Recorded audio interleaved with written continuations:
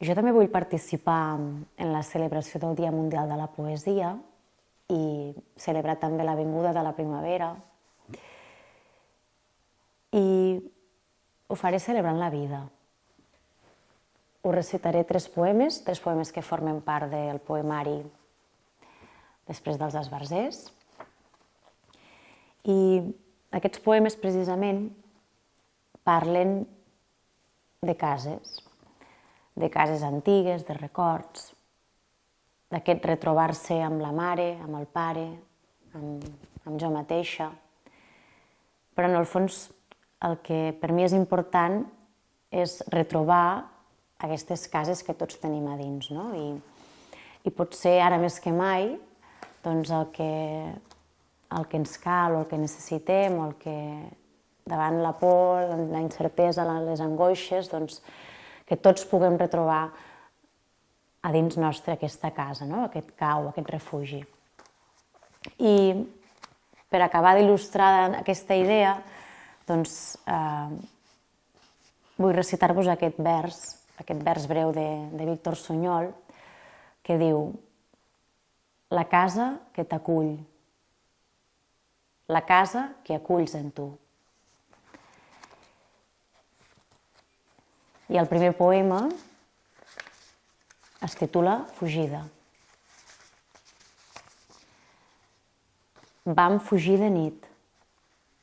Vas agafar una bossa amb dues mudes i un carret d'anar a comprar, ple fins dalt, dels teus silencis i ferides.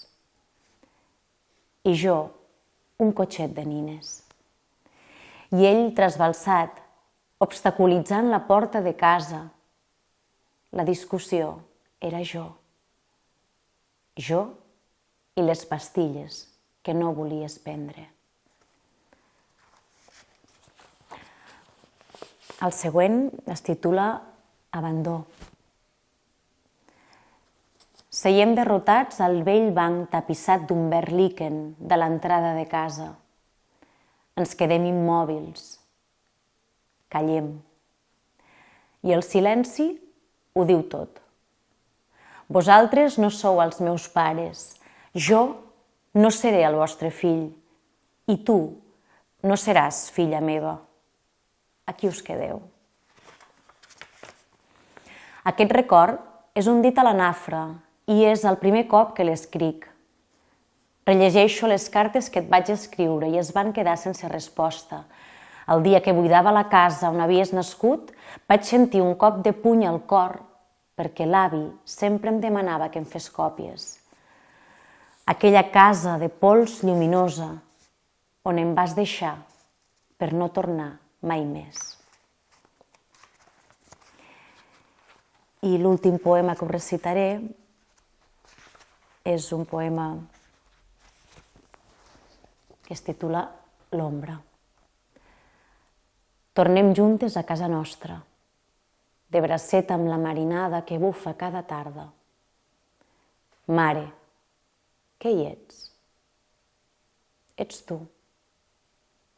Et noto. Pel carrer de Fulleda sé que hi ets. Una abraçada molt forta i cuideu-vos molt. Bona nit.